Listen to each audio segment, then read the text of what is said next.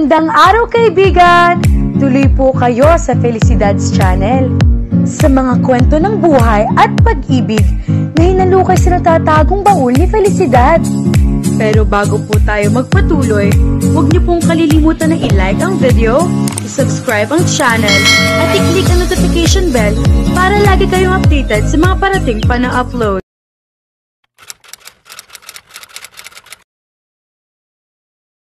Hindi alam ni Mia kung bakit pinagtitinginan siya ng mga estudyanteng nilalampasan niya.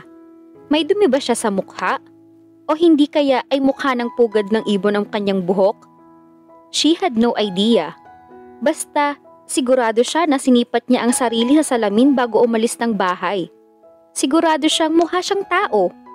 Sa katunayan ay nag-apply siya ng light makeup para fresh na fresh ang kanyang hitsura. Pwede bang ako na lang, Mia? Tanong ni John na kilalang basketball player sa campus. Umagapay naman si Mike na siyang editor-in-chief ng school paper ng St. Paul University. Ako na lang, available naman ako, Mia. Nakangising sabi nito. Hindi na talaga maintindihan ni Mia kung bakit ganoon ang sinasabi ng schoolmates niya. Noon siya hinila ni Kara palayo. May hinugot si Kara mula sa kanyang likod. What's this? Ano yan? Tanong din ni Mia. Inagaw niya ang papel at binasa ang nakasulat doon. I need a BF badly. Naningkit ang kanyang mga mata. Mukhang kilala ko na ang may kagagawa nito. Siguradong sabi niya. I know, right? Mabibilis ang mga hakbang na tinungo ni Mia ang social hall ng engineering building. Sira ulo kang Dominic ka? Nanggigigil na sigaw niya na nagpalingon sa apat na lalaking nakaharap sa entablado at pinapanood ang practice ng isang play. Maging ang mga estudyanteng nasa stage ay napatingin sa kanya. Hinila-hila ni Kara ang kanyang uniform. Parang natatakot na hindi maintindihan. Pero hindi siya. Humanda si Dominic sa kanya. Mia Margaret? Wika ni Albert na siyang sidekick ni Dominic. Tumayo si Dominic at hinarap si Mia. Hindi mo ba alam na bawal ang HRM students dito? Nakipaglaban si Mia ng tingin sa binata. I didn't know about that. Wala naman kasing signage sa labas ng pinto na bawal pumasok ang HRM students dito. Dapat nilagyan mo. Okay. Tutal ay narito ka naman na. What do you need? Itinapon ni Mia sa mukha ni Dominic ang papel na kanina pa niya kinuyumo sa sobrang inis. Dahil doon ay napatayo sina Albert, Jay at Aaron. What the hell? Tanong ni Aaron. Nagpalipat-lipat ang tingin sa kanila. Hindi pinansin ni Mia ang lalaki at sa halip ay patuloy na nakipaglaban ng tingin kay Dominic. Why are you always making fun of me, huh? Dinampot ni Jay ang papel at binasa ang nakasulat doon. Pagkatapos ay ipinakita kay Dominic. Nalukot ang mukha ni Dominic at naglakad palapit sa kanya. What makes you think I'm the one who's responsible for this? Nagbabaga ang mga matang tanong nito. She searched for the right answer somewhere in her mind. Nasa lubong ko lang kayo kanina, kaya hindi ko inakala na magagawan mo pa rin ako ng kalokohan. Sinadya mong banggain ako para maidikit mo sa akin ang papel na yan. At ikaw lang naman ang mahilig akong i-good time.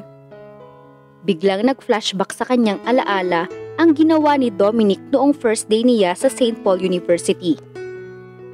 Lakad-takbo ang ginawa niya para lang makahabol sa first class.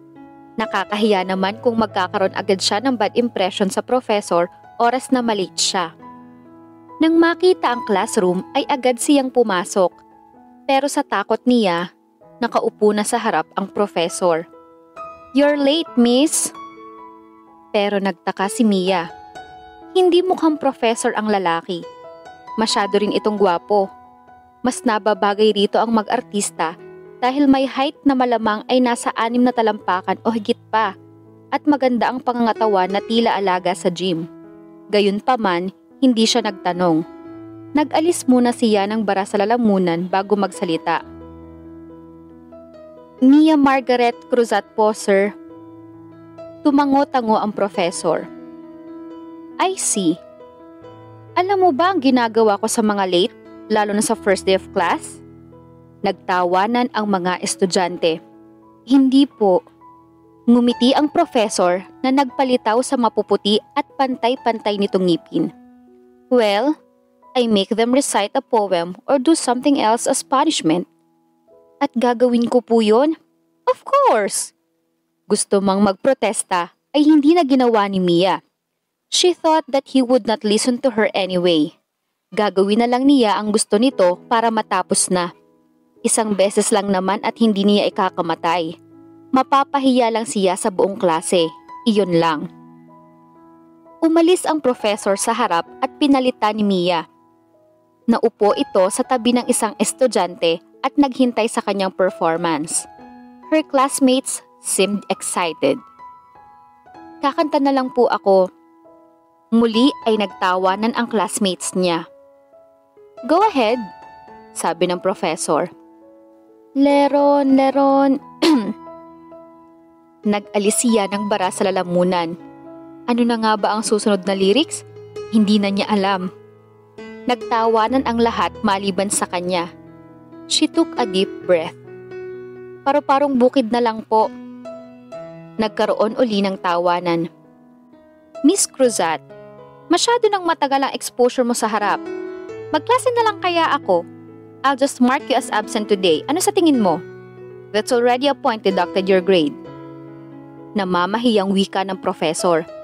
Naku sir, wag naman po, ito na po, kakanta na ako. Tila naman nagpapasensya lang na tumango-tango ang professor.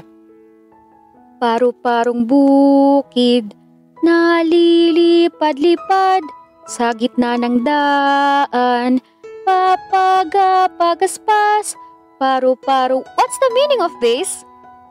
Lumipad ang tingin ni Mia sa bukana ng pinto at nakitang nakatuyo roon ang isang matandang lalaki. I'm sorry I'm late.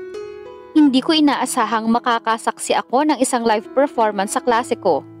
Take your seat, Iha.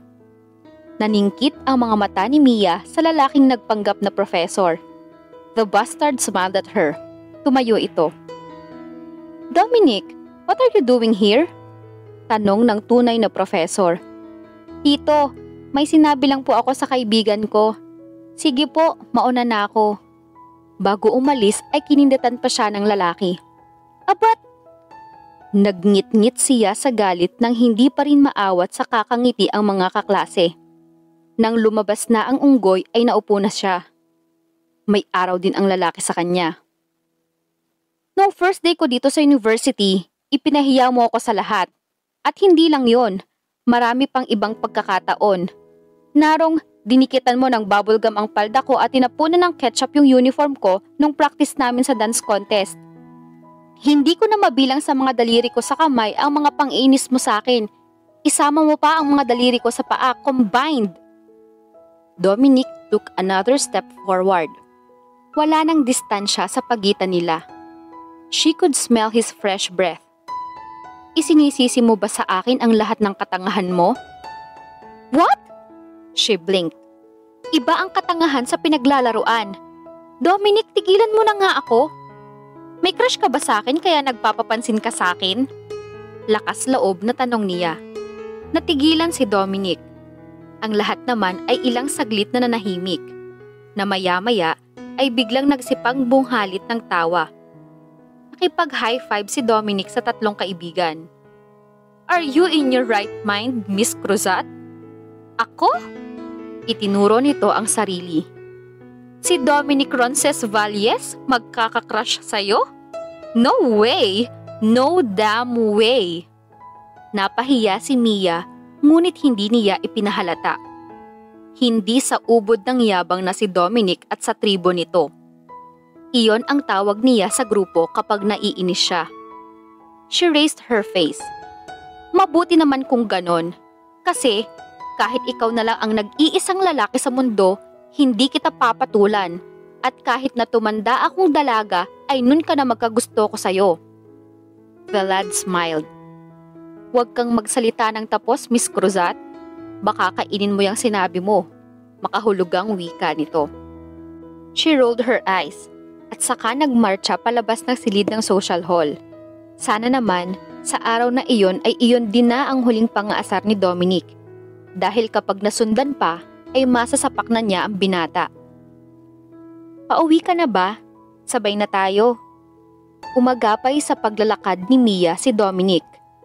Naiinis na hinarap niya ang binata. "Hindi, papasok pa lang ako." "God, it's already 7 in the evening, syempre pauwi na ako.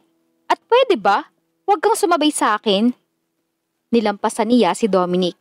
But to her disbelief, the lad still followed her. Mukhang may balak na namang paglaruan siya. "Can we be friends, Mia?" Nanlilisik ang mga matang binalingan niya ito. "Are you in your right mind to ask me that?" "Hey, that's my line!" Tumatawang wika nito. Iyon nga ang ginawa niya. Ang gamitin ang linya ng binata para iparamdam ang nadama niya nang tanungin siya nito ng ganoon. Pero sa tansya niya, natuwa pa ito sa ginawa niya. Wa-epek. "Alam ko. Seryoso ka sa inaalok mo? Kasi the last time I checked, hindi ka nabubuhay nang hindi ako naiinis." He gave her a timid smile. "Narealize ko kasi na pagod na akong inisin ka at hindi na tayo mga bata para maglaro. 4th year na tayo." Kumukuluman ang dugo sa pagmumukha ni Dominic ay hindi napigilan ni Mia na pagmasdan ito at palihim na isa-isahin sa isip ang magagandang katangiang pisikal bilang isang lalaki. He had a handsome face. Maganda ang lahat. Walang imperfection kumbaga. Gwapo nga talaga. At bakit hindi? Si Dominic nga ang tinaguri ang campus heartthrob ng St. Paul University. He was 20 years old like the rest of his gang. Nagbibilang ng girlfriend pero walang siniseryoso. He was 6 feet tall and had a well-built body. Isang good catch para sa kababaihan. Ano, gwapo ba? Todong-todo ang pagkakangiti ni Dominic. Pwede na sana, kaya lang presko. Iniwan na niya ang binata pero hinabol na naman siya. "Dominic, pwede ba?" "What? Ako na nga itong nakikipagkaibigan sa'yo, ayaw mo pa?" "Nangangako ako na hindi na kita pagtitripan. Pero hindi ko aakuin yung nangyari kanina. Hindi ako ang naglagay ng papel na yon sa likod mo. Lagi mo na lang akong pinagbibintangan." Umakto si Dominic na nasasaktan. And he looked cute. Taktika marahil para mapasakay siya sa gusto. Pero baka naman gusto na talaga nitong magkabati sila at maging magkaibigan. Why not? Mas mabuti na siguro iyon kaysa araw-araw ay naiinis siya sa binata. Baka kapag tinanggap niya ang alok nito ay tigilan na siya. Bumuntong hininga si Mia. "Okay, sige. Friends?" Inilahad niya ang kamay. Mabilis pa sa 4:00 na tinanggap iyon ni Dominic. Pero nabitin ang ngiti ni Mia nang may maramdaman. Si Dominic ay napangiwi. Nanlaki ang mga mata ng dalaga dahil damang-dama niya ang malagkit na likido sa kanyang palad. "Liar!" sabi niya kasunod ang mabilis na pagbawi ng kamay. "Ay, wow pare, you made it!" Ani Jay na bigla na lang lumabas sa kung saan kasama si Aaron. Tinapik ni Jay sa balikat si Dominic habang walang humpay sa pagtawa. "Ow, that smells so bad, dude. Ano bang inilagay mo sa special glue mo?" Tanong ni Aaron kay Jay. "Secret!" Nanlilisik ang mga matang binalingan ni Mia si Dominic na nakatitig lang sa kanya. "I hate you!" Asik niya at saka tumakbo palayo. Kahit kailan talaga ay hindi na siya maniniwala sa mga sasabihin nito. "Mia, wait! Hindi ko sinasadya!" "Sinabi ko na nga ayoko, diba?" Todo tanggi si Mia habang ipinagtutulakan nina Cindy at Ashley papunta sa direksyon ni Dominic at ng mga kaibigan nitong lalaki. Gusto nina Cindy at Ashley na hingin ang phone number nina Aaron at Dominic. Type kasi ni Cindy si Aaron at type naman ni Ashley si Dominic. Contributing writers ang dalawa ng school paper ng St. Paul University at mga kaibigan na rin niya kaya humihirit ngayon sa kanya ng pabor na hindi niya mahindian dahil noon ay natulungan na rin siya ng mga ito. Please naman, Mia. Pagsusumamo ni Ashley. Maganda si Ashley. Matangkad at maputi. Iyong tipo ni Dominic. At kung magpapakita man ang kaibigan ng interes sa binata, ay tiyak niyang may kauuwi ang maganda ang dalawa. But for some reason, the thought made her feel bad. Hinarap niya ang dalawang kaibigan. I hate Dominic, alam niyo yan. Oo nga, alam namin. Pero ikaw lang naman ang tanging babaeng nakakalapit sa kanila. I mean, di nila kami pinagbibigyan kasi hindi naman nila kami gusto, ani Ashley. Tumikwas ang isang kilay ni Mia. Yun naman pala alam niyo naman pala. Bakit gusto niyo pa rin makuha ang numbers nila? Binalingan ni Cindy si Ashley bago muling tumingin sa kanya. Kasi Mia, talagang gustong-gusto namin sila. Wala namang masama kung susubukan namin, di ba? Kunwari ay nakakaintinding tumango-tango siya kahit ang totoo ay hindi niya mahagilap ang point ng dalawa. Nilunok na lang niya ang pride at lumapit kay na Dominic. Another last encounter, she thought. Mukhang may naliligaw yata. Parinig ni Dominic nang makalapit si Mia. Dahil si Mia ang may kailangan ay magpapakabait na muna siya. Tutal, ngayon lang naman. Na-realize ko kasi na napapagod na akong kainisan ka araw-araw. Kaya naman narito ako para makipag-ayos na talaga. Yung nangyari nung nakaraan, ready na akong pakinggan ang paliwanag mo doon. We can be friends, you know. Diskumpiyadong pinasahan siya ni Dominic ng tingin bago tumitig sa kanyang mukha. She suddenly felt uneasy. Paano hindi? Tila pinagnanasahan siya nito sa isip sa paraan ng pagtitig sa kanya. Kahit kailan talaga. Inilahad niya ang kamay. Wala bang glue ang kamay mo? Natawa si Mia. Iyong tawa na peke. Ikaw lang naman ang nakakaisip na gumawa nun sa kapwa mo. Nakangiting sabi niya. Wish lang niya ay hindi nito mapansin ang sarkasmo sa kanyang tono. Pero matagal na sandaling nanatiling nakatunghay si Dominic sa kanya. At nangangawit na ang kanyang kamay na nananatili ring nakalahadlang. But to her dismay, he stood up and started to walk away. Hey! Pigil niya, na hindi naman pinansin ni Dominic. Tumayo na rin ang mga kaibigan nito. Tinapik siya ni Aaron sa balikat. Dominic just found someone else to make fun of. Kaya hindi mo na kailangan makipagkaibigan sa kanya. Hindi siya sumagot dahil parang may bikig sa kanyang lalamunan. Tila may kakaiba sa pakiramdam niya na hindi niya mabigyan ng explanation. She should be happy with what she heard. Sira ulo. Nasambit na lang niya. Tinutukoy ay si Dominic. Bumalik si Mia kay na Cindy at Ashley at sinabing hindi na siya makakalapit sa grupo ni Dominic dahil bukod sa tapos ng pagtripan siya, ay hindi na niya magiging kaibigan ang mga ito. Sinabihan din niya ang dalawang kaibigan na tigilan na ang kakapantasya kay na Aaron at Dominic dahil wala silang mapapala. Sa huli, siya pa ang lumabas na masama. Iniwan na lamang niya sina Cindy at Ashley at nagtungo na lang sa study house na paborito nilang tambayan ni Cara. Sana ay makita niya roon ang best friend. Nang makapasok sa study house ay napansin agad ni Mia ang dalawang nilalang na umuokupa sa dulong mesa. At kilala niya ang lalaking nakaakbay sa isang babae. Walang iba kundi si Dominic at ang tinaguriang the prettiest face in St. Paul University, si Nicole. Hi!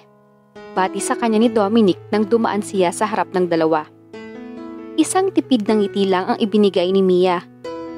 Ewan niya kung bakit biglang kumulo ang kanyang dugo. Nag-text siya kay Cara at sinabing nasa study house siya at naghihintay.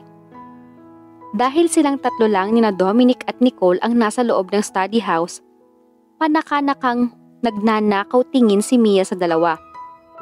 Hindi siya makapaniwala nang sapuhin ni Dominic ang mukha ni Nicole at halikan sa mga labi.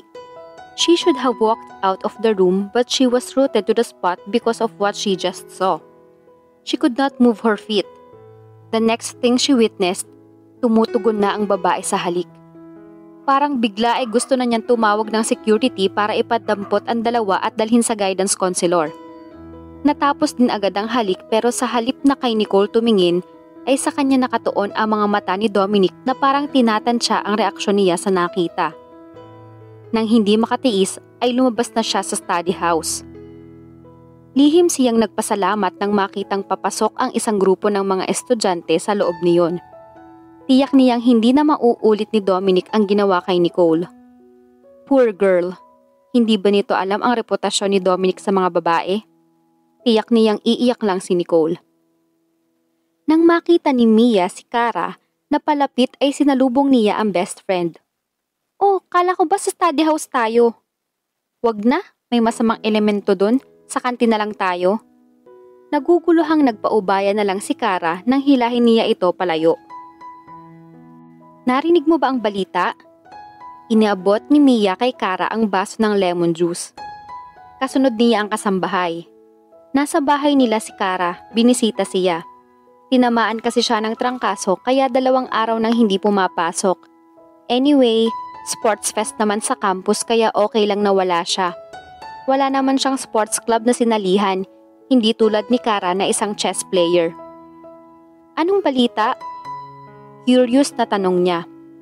Ibinaba ng kasambahay sa mesita ang tray na may cookies. May kailangan pa kayo ate? Tanong nito. Wala na, salamat. Nagpaalam na ang kasambahay. Nasa garden sila. She did not even bother combing her hair and changing her clothes. Ang suot niyang damit ay ang suot pa niya kahapon. Sanay na si Cara dahil magkaibigan na sila mula high school. Ano yun? Untag niya bago sumimsim sa lemon juice. Naiiling na dumampot si Cara ng chocolate cookie. Si Dominic, nakipag-break na daw kay Nicole. Talaga? Naging sila pala. It was a 1-week love affair. Ang bilis magsawa ng unggoy na yon. Sumandal siya sa porch at kumagat sa cookie. Nabanggit na rin niya kay Cara ang eksenang nakita sa pagitan ni na Dominic at Nicole sa study house. Sinisi pa siya ng best friend na hindi raw niya ito hinintay sa study house. E di sana raw ay nakita nito ang kissing scene. At may isa pa akong balita. Alam mo ba na sina Aaron at Cindy na? Napaangat si Mia ng mukha. How come? Alam mo naman ang grupo ni Dominic. Oras na malaman nilang type mo sila, bibigyan ka nila ng pagkakataong makarelasyon sila pero pagkatapos, iiwan ka rin pag nagsawa na. Napangiwi si Mia sa narinig. Kahit alam na niya ang bagay na iyon ay parang bago pa rin sa kanyang dating. Kaya ikaw, huwag kang papahalata na type mo si Dominic. Namilog ang mga mata niya sa tahasang pag-aakusa ng kaibigan. Excuse me? Hinding-hindi ko siya magugustuhan, no? Todo tanggi siya kahit nag-iinit ang mukha. Pero sa hitsura ni Cara, hindi ito naniniwala sa kanyang sinabi. At para maiba ang usapan, niyaya niya ang best friend sa kanyang silid para ipakita ang bagong makeup set na iniregalo ng mami niya. And she succeeded. Dahil hanggang sa magpaalam ng umuwi, hindi na nabanggit pa ni Cara si Dominic. Si Dominic na hindi niya mapigilang maisip dahil sa kagwapuhan. Nasa campus gym sina Mia at Cara at nagkukwentuhan. Pero ang totoo ay gusto lamang makita ni Mia ang kanyang crush. At alam ni Cara na crush niya si Inigo. Si Inigo ang pinakamatalino na yatang estudyante ng St. Paul University. Inigo was the youth ambassador chosen by an international organization to represent the Philippines when it came to international events that concerned youth issues. Bilib na bilib siya sa binata dahil sa edad na 21 ay may achievement na ito sa buhay. Nagbabasketball si Inigo sa gym kasama ang teammates. Lumapit ito sa sulok kung saan naroon ang water supply na malapit naman sa kinauupuan ni Mia at Cara. Lumapit si Mia. Pagod ka na ba? Gusto mong ikuha kita ng juice? Malambing na tanong niya. No, I'm okay. Matipid ang ngiti ni Inigo. Hindi na siya nagtanong pa dahil obvious naman na hindi siya type ng binata. Pero nang makitang papalapit ang grupo ni Dominic, ay nabura ang excitement sa kanyang dibdib. Mukhang makikipaglaro pa sina Dominic ng basketball sa team ng crush niya. Siniko ni Cara si Mia. Nginisihan naman si Mia ni Dominic. Tila nang aasar pero hinirapan lang niya. Dahil nagpapainit pa lang ay nag-practice shooting muna sina Dominic. Nang magsimula ang laro ay na-excite si Mia. Hindi niya nilulubayan ng tingin si Inigo na kahit pawisan ay gwapong-gwapo pa rin. "Go Inigo, go!" sigaw niya. Pero sa halip na si Inigo ang tumingin ay si Dominic ang bumaling sa kanya. Hinindatan siya nito na biglang nagpapawi sa kanyang ilong. "Miss Cruzat, kapag na-shoot ko to, ibig sabihin may crush ka sa akin," sigaw ni Dominic. Hindi malaman ni Mia ang dahilan kung bakit nag-init ang kanyang mga pisngi. Kinantsawan siya ng ilang kaklase niya na nakaupo hindi kalayuan sa kanila ni Cara. Nakita rin niya na tumalim ang tingin ni Ashley sa kanya na nasa kabilang panig naman ng court. Ibinato ni Dominic ang bola at pumasok iyon sa ring. Nagtilian ang classmate ni Mia at kinantsawan siya. Parang gusto na niyang maglaho sa kinauupuan dala ng kahihiyan. Pero somehow ay kinikilig siya. Pero hindi ka dapat kiligin. Kastigo ng isang bahagi ng kanyang isip. Dapat ay nakay Inigo ang kanyang atensyon. Maluwang ang ngiti ni Dominic sa kanya pero sinimangutan lang niya ang binata at muli ay nag-cheer sa kanyang crush. Nanguna ang team ni Dominic laban sa team ni Inigo. 10 ang lamang. Nang mahawakan ni Dominic ang bola, ay tumingin uli ito sa direksyon ni Mia. "Miss Cruzat, kapag na-shoot ko to, I'll ask you out," sigaw nito sa mas malakas na tinig. Muli ay kinantsawan si Mia ng classmates niya. Si Cara ay parang hihimatayin sa kanyang tabi at kilig na kilig. Hindi humihiling si Mia na maipasok ang bola, pero isang bahagi ng kanyang isip ang pasimpleng nananalangin na sana ay ma-shoot nga iyon ni Dominic. "Naku, mukhang tinamaan ka na ng magaling Mia Margaret Cruzat," anang pilyang bahagi ng kanyang isip. But to her disbelief, the ball did not reach the ring. Nakadama siya ng kakaibang panghihinayang. Hala, bakit ganoon? Bakit kinikilig si Mia sa mga ginagawa ni Dominic para sa kanya? Hindi ba dapat magalit siya rito? Kasi lagi siyang iniinis at ginagalit nito? Ano kaya ang mangyayari sa susunod na kabanata? Abangan!